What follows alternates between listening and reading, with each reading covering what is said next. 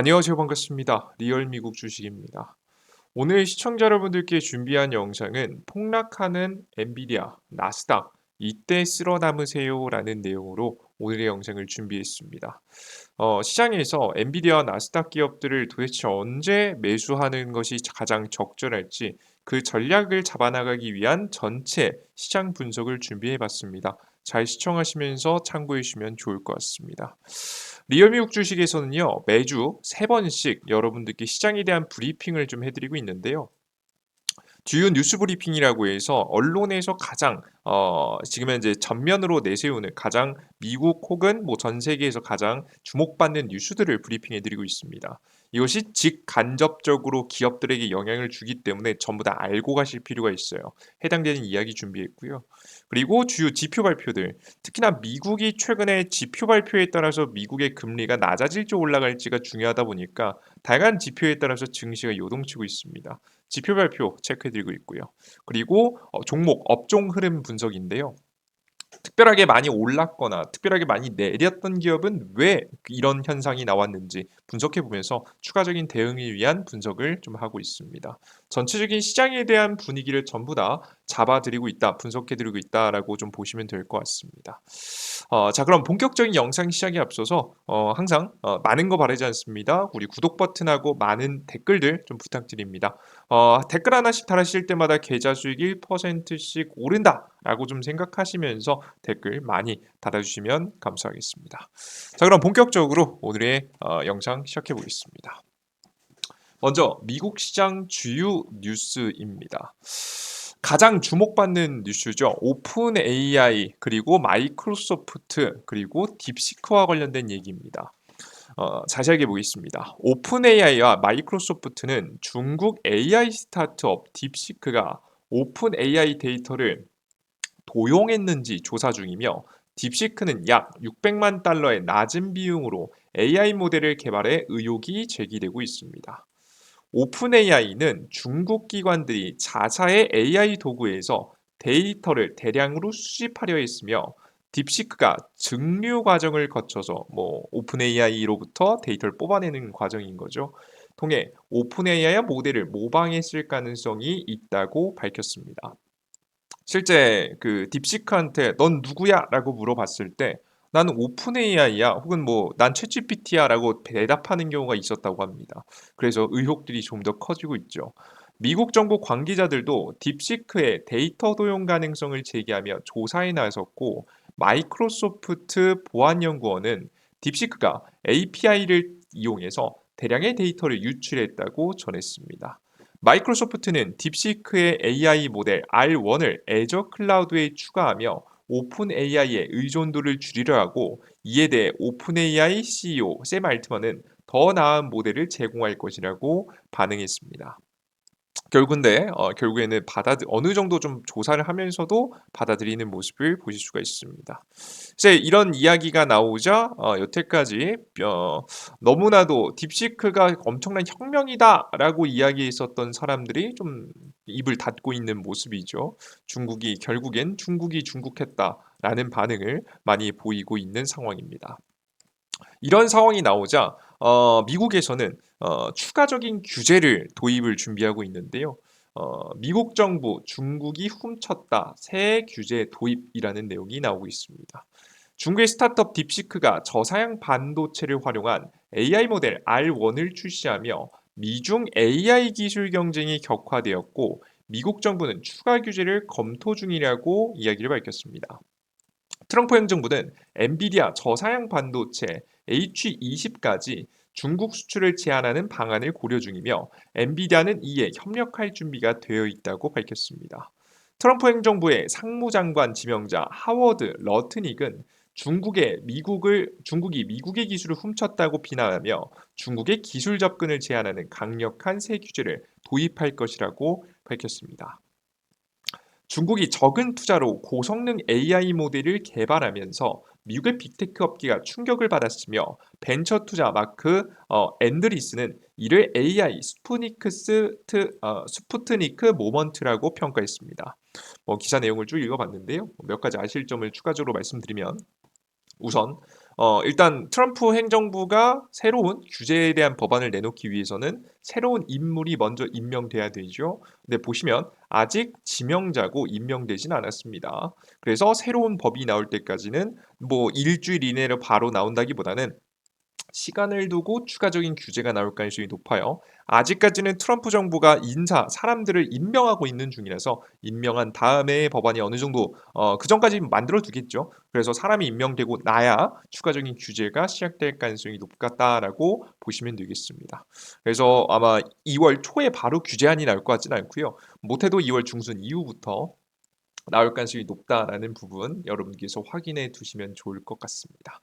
그리고 위에 보시는 반도체 H20 있잖아요. 요게 엔비디아가 중국 수출용으로 저사양으로 만든 반도체인데요. 실제 해당 반도체에 대한 규제가 요것도 빠르게 일어날 수 있습니다. 뭐 트럼프 행정부에서 처음 나온 얘기가 아니고요. 이미 바이든 정권에서도 몇 번 이미 나왔었던 이야기이기 때문에 어느 정도 법안의 초석은 어느 정도 만들어져 있을 가능성이 높습니다. 그래서 규제가 시작되면 이 규제가 조금 더 빠르게 나올 가능성이 높다라는 설명을 여러분들께 해드리겠습니다. 그래서 이렇게 미국이 추가적인 규제를 놓는 거죠.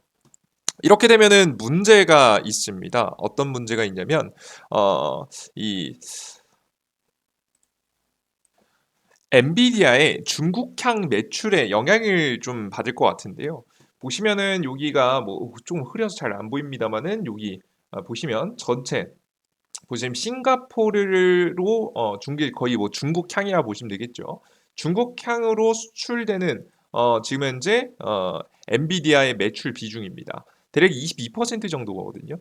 22% 정도인데 까딱 잘못하면은 전체 매출의 22%가 타격을 받을 수 있을 만한 이슈라서 엔비디아의 주가가 뭐 해당 사건 이후로 급락했다가 좀 빠르게 반등하다가 또 어느 정도 주춤하는 모습을 보여주고 있는 게 바로 이런 규제안 때문에 매출 성장에 제동이 걸릴까봐 이런 문제가 부각되고 있어서 주가가 제대로 반등하지 못하고 애매하게 횡보하는 모양새를 보여주고 있다라고 보시면 되겠습니다. 이해되셨죠? 참고하시면 좋을 것 같아요.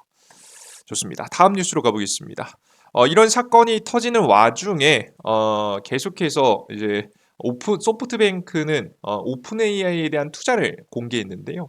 이게 최근 들어서 최근에 미국에서 새로운 프로젝트가 나온다라고 해서 굉장히 주목받았던 게 있죠. 프로젝트 스타게이트라는 건데요. 이때 이제 굉장히 많이 의문이었던 게 전체 4년간 최대 5천억, 뭐 하나 돈으로 하면 대략 700조 가량 됩니다.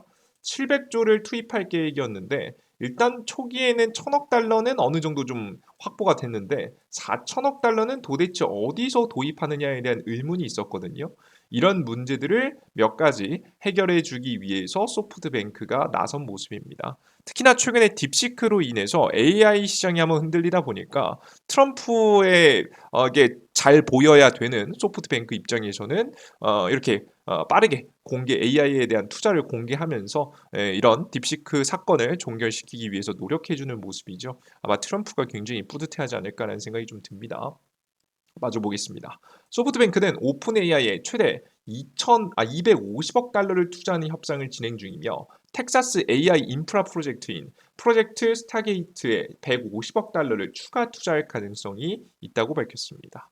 오픈 AI는 데이터 센터 용량을 확대하기 위한 투자 유치를 진행 중이며 소프트뱅크는 AI 반도체 부족 문제를 해결하기 위해서 오픈 AI와 협력을 강화하고 있습니다.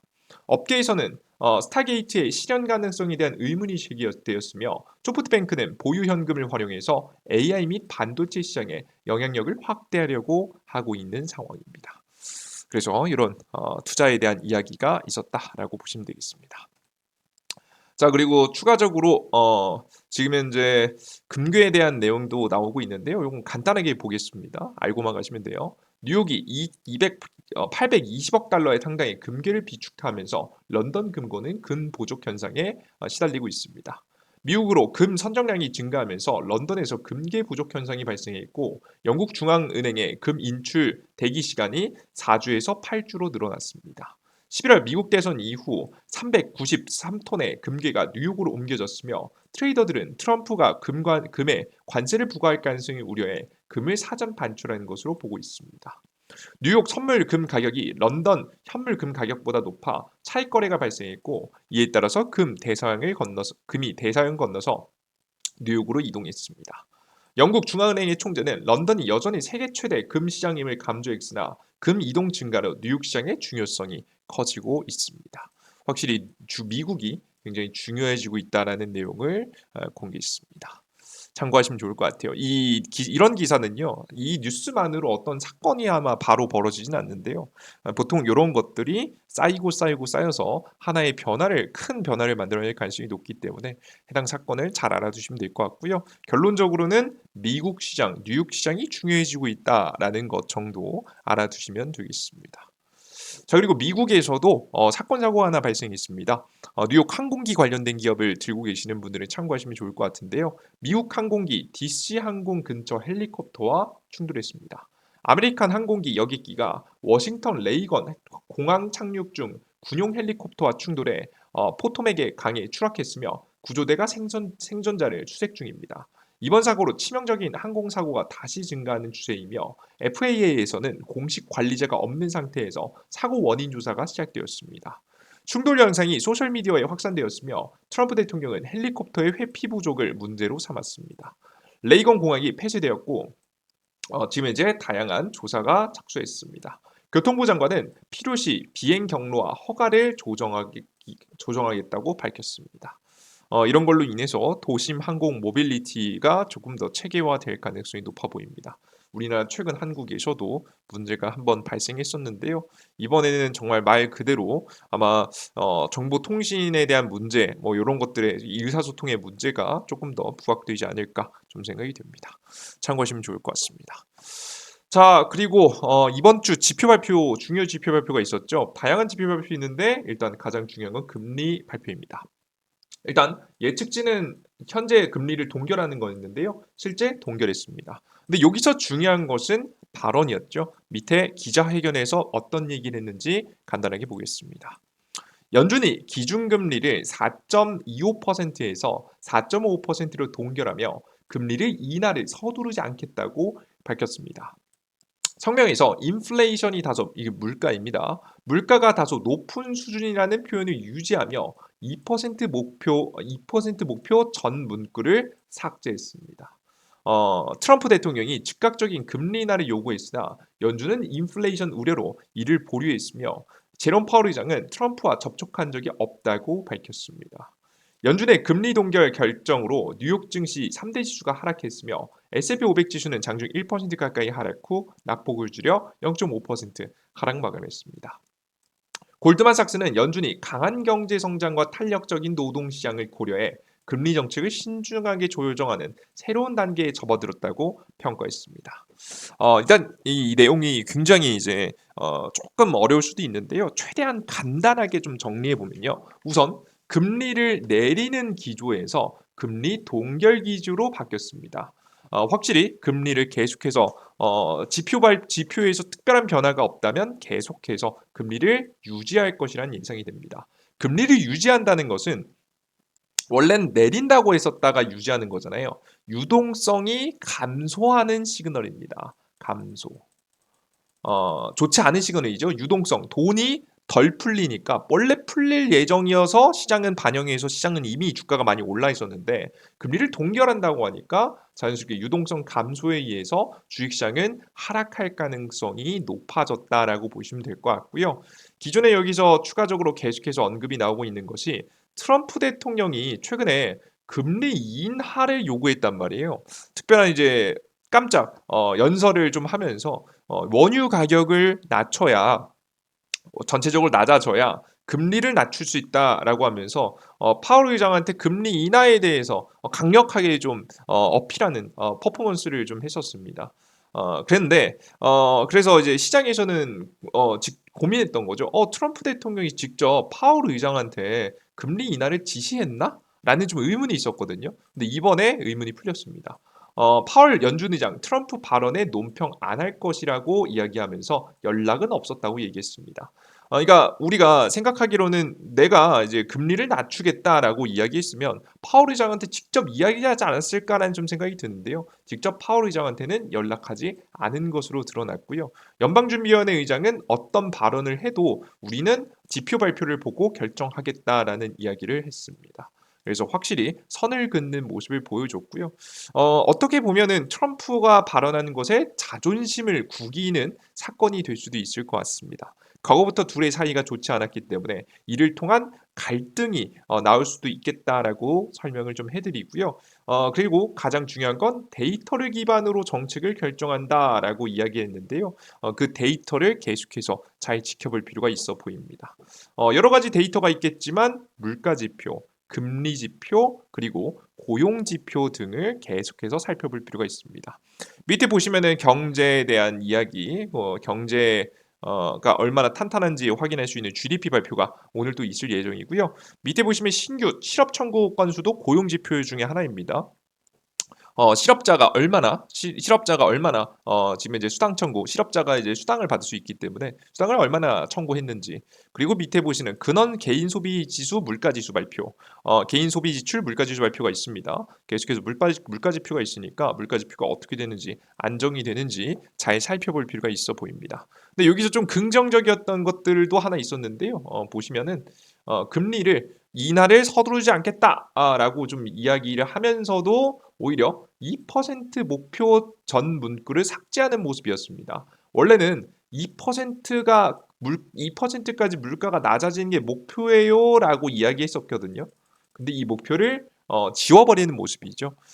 그러면 그래서 이제 인터뷰에서 어떤 이야기도 있었냐면 2%가 돼야지만 금리 인하를 하나요? 라는 좀 질문을 했어요. 근데 2%가 아니라도 금리 인하를 할 수 있다라고 이야기하기도 했습니다. 근데 목표를 2%라고 했지만 이제는 이게 삭제가 되면서 2.5%라도 금리 인하할 수 있는 상황이 뭐 파월 의장이 보기에 그렇다고 판단이 되면 그렇게 할 수 있다는 거예요. 그래서 요거는 좀 긍정적인 여지가 열려 있다 정도로 생각을 하시면 좋을 것 같습니다. 그래서 금리 발표가 있었습니다. 종목별 업종 흐름을 보시면요. 뭐 우선 엔비디아가 많이 하락했겠죠. 이제 앞서 말씀드렸다시피 지금 현재 중국이 지금 현재 보신 바와 같이 기술을 훔쳐가게 되면서 중국에 대한 추가적인 규제에 대한 이야기가 나왔으니까요. 앞서 설명해 드렸던 대로 싱가포르 향 매출이 20%가 넘기 때문에 해당 매출이 줄어들게 되면은 엔비디아의 실적이 줄어들 수 있다라는 좀 악재 속에서 주가가 하락한 것이라고 생각이 됩니다. 정규장에서는 이렇게 좀 하락을 했습니다. 자, 그리고 장이 끝나고 나서 지금 현재 실시간 시장에서는 마이크로소프트의 주가가 하락하는 모습들이 나와주고 있는데요. 몇 가지 이유가 있겠지만 가장 중요한 이슈는 바로 실적 발표였습니다. 실적 발표 뒤 메타, 테슬라 껑충, 마이크로소프트 주춤이라는 모습이 이 기사 내용입니다. 메타는 4분기 주당 순이익이 시장 전망치를 18.4% 상회하며 애프터마켓에서 주가가 상승했습니다. 그죠? 실적이 잘 나왔다고 합니다. 메타는. 가장 많이 비용을 지출했다라고 말이 많았던 기업이죠. 그래도 실적 좋으니까 올라가는 모습입니다. 1분기 지금 현재 매출 가이던스가 예상보다 낮아서 상승폭이 제한되었습니다. 지금 당장 실적 발표를 하면서도 다음 2025년도 1분기 1월에서 3월 달 동안 매출이 잘 날 것 같은지 그 기업 자체가 자체적으로 우리가 얼마나 돈을 벌 것 같은지 가이드를 내놓는데요. 생각보다 예상치보다 이것도 낮아서 상승을 좀 반등 상승을 하다가 좀 상승 반등을 좀 반납하는 모습을 보여줬습니다. 실제 보시면 메타 같은 경우에는 현재 실시간으로는 1.3% 정도의 상승이 나오고 있는 모습을 보이고 있습니다. 그래서 실제 메타의 실적 발표를 먼저 보시면요. 보신 바와 같이 이렇게 지금 현재 작년에 대비해서 봤을 때는 매출은 21%, 순이익은 49%, 현재 주당 순이익 50%로 굉장히 많이 상승해주는 모습을 보실 수가 있습니다. 직전 분기 실적 발표 대비겠죠, 그죠? 예, 이게 3분기 실적 발표 대비해서 이렇게 나왔다라는 것 정도로 좀 이해를 해주시면 좋을 것 같습니다. 좋습니다.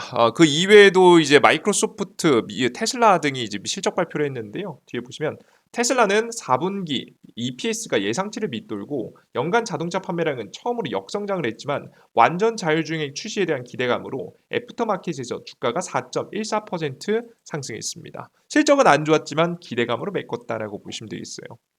그래서 둘 중에 일단 메타하고 지금 메타만 실적이 굉장히 괜찮았고 근데 가이던스는 좀 낮았고 테슬라 같은 경우에는 실적 발표가 굉장히 안 좋았습니다. 역상장을 했지만 지금 이제 완전 자율주행 차가 출시가 되면은 그 자연스럽게 매출이 성장할 거야라는 좀 기대감에 주가가 일부 상승했다라고 보시면 되겠습니다. 테슬라는 AI 휴머노이드 로봇 옵티머스의 높은 성장 장벽을 강조하면서 신형 모델 Y를 다음 달부터 양산할 계획을 발표했습니다. 이번에 2170 배터리 업그레이드 버전을 탑재한 신형 모델이라고 합니다. 디자인도 좀 일부 바뀌어가지고 판매량이 굉장히 나쁘지 않다고 합니다. 그래서 최근에 이제 판매 예약을 현재 하고 있는데요. 굉장히 많은 판매가 이루어질 것이라고 현재 보고 있습니다. 원래 테슬라가 디자인을 잘 안 바꾸기로 유명한데요. 새롭게 바뀌어서 사람들이 많은 관심을 보이고 있는 듯합니다. 특히나 완전 자율주행 출시도 준비하고 있어서 이런 이슈가 부각을 받고 있습니다. 그리고 마이크로소프트는 EPS가 예상치에 부합했음에도 클라우드 서비스 애저의 성장률 둔화, 이게 AI 성장률의 더 둔화라고 보시면 될 것 같아요. AI가 계속해서 잘 성장하다가 애저의 성장률 둔화로 애프터마켓에서 주가가 4.64% 하락하고 있습니다. 그래서 지금 현재 마이크로소프트가 예상치보다는 좀 낮은 분명히 지금 순이익도 매출도 성장하긴 했지만 앞서 말씀드렸다시피 AI로 인한 실적이 좀 감소하게 되면서 주가가 이런 식으로 현재 실시간으로 마이크로소프트의 주가가 하락하고 있는 모습을 보였습니다. 자, 그래서 오늘 시장에 대한 내용 쭉 돌아봤는데요. 오늘의 시장의 내용을 쭉 종합해 보면요, 이렇게 좀 평가를 할 수 있을 것 같습니다. 일단 우선 빅테크 기업들의 애매한 실적 발표가 굉장히 애매했다. 라고 보시면 될 것 같고요. 그리고 딥시크는 대단한 사건이 아님을 최근에 빅테크 기업들이 실적 발표를 하면서도 이야기를 했어요.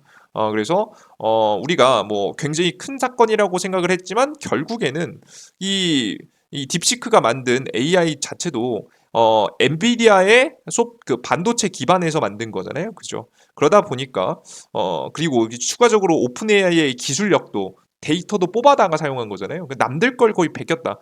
미국 기업이 아니라면 사실 중국이 자체적으로 AI를 만들 수 있을까? 라는 생각이 좀 들죠. 확실히 중국 기업하고 미국 기업하고 근본적인 기술력적인 차이가 있다. 라는 부분을 통해서 우리가 최악의 사태는 아니다. 그러니까 완전 새로운 현상이 일어난 건 아님을 여러분들께서 다시 한번 확인할 수 있고요. 그래서 이번 사건에 의해서 주가가 좀 하락한 이유는 오히려 유동성 감소에 대한 과한 하락이 이러한 현상을 좀 만들지 않았나라는 좀 생각이 좀 됩니다. 그래서 계속해서 나오는 지표 발표하고 남은 빅테크 기업 실적 발표가 굉장히 주목할 만하다라고 보여지고 있는데요. 제가 뭐 시장에 대한 이야기라든가 뭐 업계 전문가들이라든가 이야기를 총적으로 종합해 보면 제 의견이라기보다는 업계 전문가 이야기를 종합해 보면 이번 하락은 생각보다 과한 사건이었다. 딥시크의 이 알고리즘을 통한 이 비용 절감 사건은 원래 일어날 수 있는 일이 좀 일어난 것이다. 어느 정도 예견하고 있었고 이미 비용은 좀 감소하고 있었다. 그것이 그냥 중국에서 일어났던 건데 심지어는 오픈 AI 데이터까지 베낀 거면 사실 이건 대단한 혁명이라고 보긴 좀 애매하다라고 좀 보시면 되겠죠. 그래서 오히려 해당 사건은 유동성 감소에 의한 과한 하락일 가능성이 매우 높아요. 자, 그러면 우리가 유동성 감소에 의한 과한 하락이 나왔다라는 것은 유동성이 다시 괜찮아지면 다시 빅테크 기업들, 엔비디아가 상승할 수 있다라는 이야기겠죠. 해당 유동성 분석에 대한 이야기는 제가 저희 팀에서 직전 영상에 만들어 놨습니다. 엔비디아 테슬라 대폭락 언제 끝날까? 이 유동성 분석을 통해서 도대체 언제 유동성이 다시 나아지면서 반등할 가능성이 높은지 분석 영상을 올려놨으니까요. 필요하신 분들은 해당 영상까지 시청해 주시면 좋을 것 같습니다. 좋습니다. 오늘의 준비한 시장에 대한 브리핑 영상은 여기까지 좀 마무리하겠고요. 일단 시장에서 변화가 너무 많죠. 하나씩 짚고 가기 어렵습니다. 저도 이제 정리하는 것만으로도 이렇게 좀 양이 많은데요. 근데 지금 이렇게 변화가 많을 때 잘 캐치해둬야 남들도 이제 똑같이 너무 많은 변화가 나오면 놓치는 것들이 있거든요. 우리는 이럴 때 놓치지 않고 계속해서 정보들, 시장에 대한 업데이트를 파악해 보신다라고 한다면 좋은 매수 타이밍을 좀 가져가면서 좋은 주식들 매수할 수 있으니까요. 계속해서 공부 영상들 함께 시청하시면서 증시에 대해서 공부해 나가시면서 여러분들의 타이밍 놓치지 않고 잘 잡아나가는데 많은 도움 받아가시면 좋을 것 같습니다. 아시겠죠? 앞으로도 더 좋은 공부 영상들 계속해서 올려드릴게요. 좋습니다. 명절에도 쉬지 않고 항상 올려드리고 있는데요. 여러분들께 많은 도움이 되셨나 좀 생각이 좀 드네요. 여러분 난 좀 조금이라도 마음에 들었다, 좀이라도 도움이 되었다라고 하시는 분들은 구독 버튼하고 댓글 한 번씩 좀 부탁드립니다. 앞서 설명드렸지만 한번 댓글 다실 때마다 계좌 수익 1% 올라간다라고 생각하시면서 댓글 적극적으로 좀 달아주시면 여러분들께 뭐 다른 거 바랄 거 없다 좀 설명드리겠습니다. 좋습니다. 오늘 영상은 여기서 마무리해 보겠고요. 다음 영상도 역시나 계속되는 브리핑 영상 이어서 올려드리도록 할 테니까 여러분들께 주기적으로 업데이트되는 브리핑 영상 꼭 시청해 주시면 좋을 것 같습니다. 오늘도 모두 고생하셨습니다. 감사합니다. 땡큐.